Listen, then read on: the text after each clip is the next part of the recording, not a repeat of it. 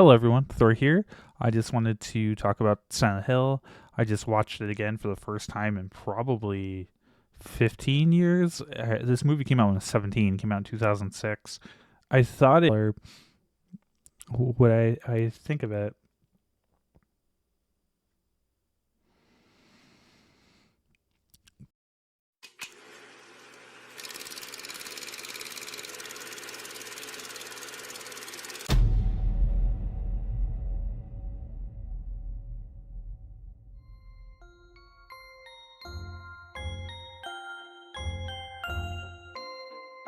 So I have to say, they used the music from the game, and the music's obviously awesome. I collect VGM vinyl, and I have pretty much all the Silent Hill ones that are out. So I had to put 1 and 3 on display. Almost stuck 2 in there because I think they borrow a lot of elements from the first 3 to make this movie, and I'm going to talk about those parallels a bit. It definitely models after the first game mostly. The movie's directed by Christoph Gans. Also, Sean Bean's in it, and he doesn't die, so, that's a rare occurrence. They definitely got the music and atmosphere right. You can tell the director's a big fan, and I think that's a problem with the sequel movie, and that's why I didn't do as well, is he didn't know the source material like the director of the first one did. So if I mix up Sharon and Cheryl, that's the difference in the name between the kids in the movie and the game, and I'm probably gonna mess it up at least once, if not like every time. Rose is the mom. Sharon's sleepwalking, and she almost dies a bunch of times and keeps saying Silent Hill. It's not too far away, so we're going with a mom-daughter road trip. What could go wrong? Town's been abandoned because of a coal fire. There's a town in real life Pennsylvania. I'll have to look up the name of it, but the idea for this is based off of that.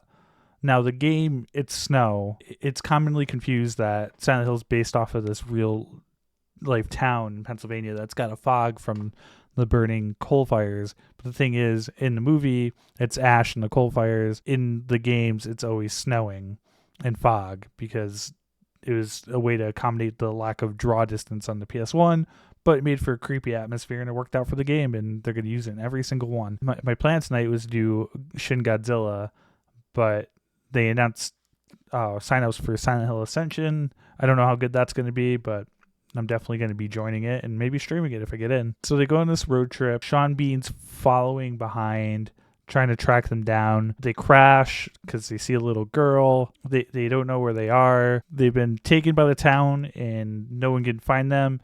It's just Rose, Sharon, one of the cops, Sybil. She's from the first game. She's a big character in it. Speaking of Christopher Gans, I believe he's going to be the director for they're doing a movie for 2, since they're doing a remake of 2. And I think he'll do a really good job.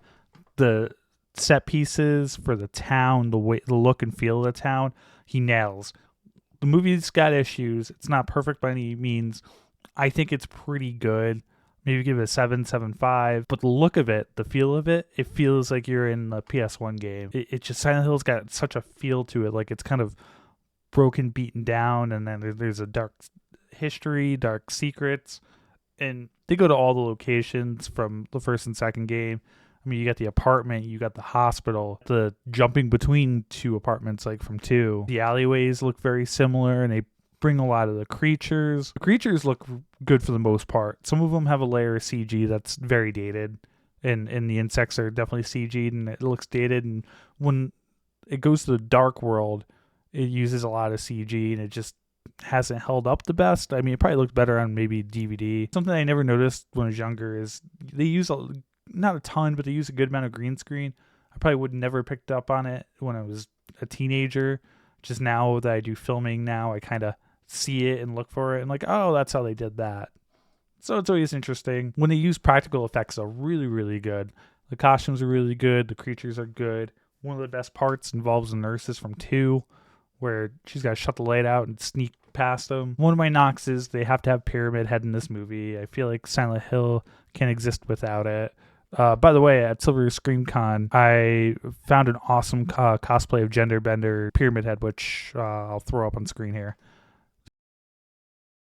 There was also a great Silent Hill nurse, but I didn't get a picture with her. I don't know how they could see in either of those things, but they made it work. Or they walked on a bunch of walls. I don't know. I didn't stick around too long. The director, though, he got the rights by sending, I think he made like some shorts they sent to Konami, and he was trying to get the rights for years, and he finally got it, which is really awesome. You can tell he's a huge fan.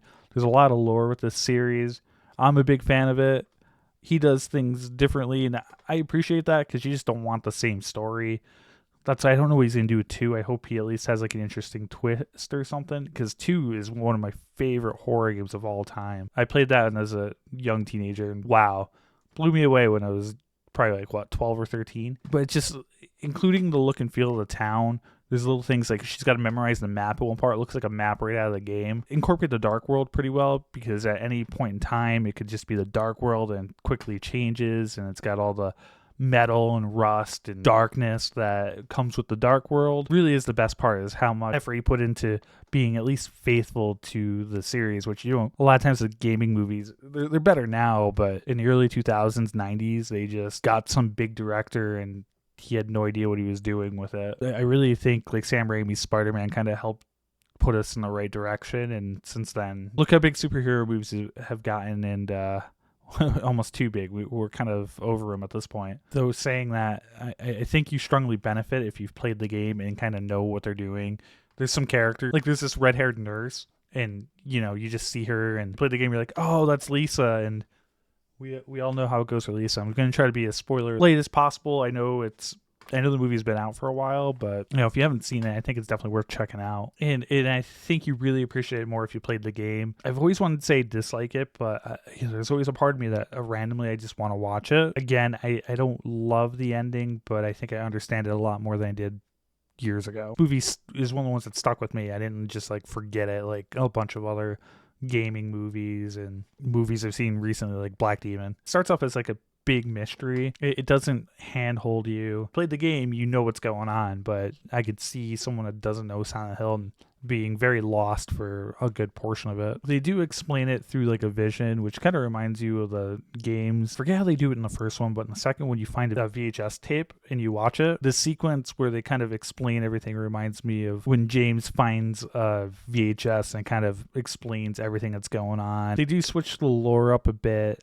It's similar to the first game, dealing with Alessa, though they throw in this other arc with her husband, played by Sean Bean. Kind of like filler. I think they're building up to the second movie. There's not a huge payoff with it, so I kind of feel like a lot of that's wasted. Like they kind of add in characters with it. Stuff with Sean Bean, you really get the idea that's tacked on, that it didn't have to be in this movie and that they didn't really want it in there.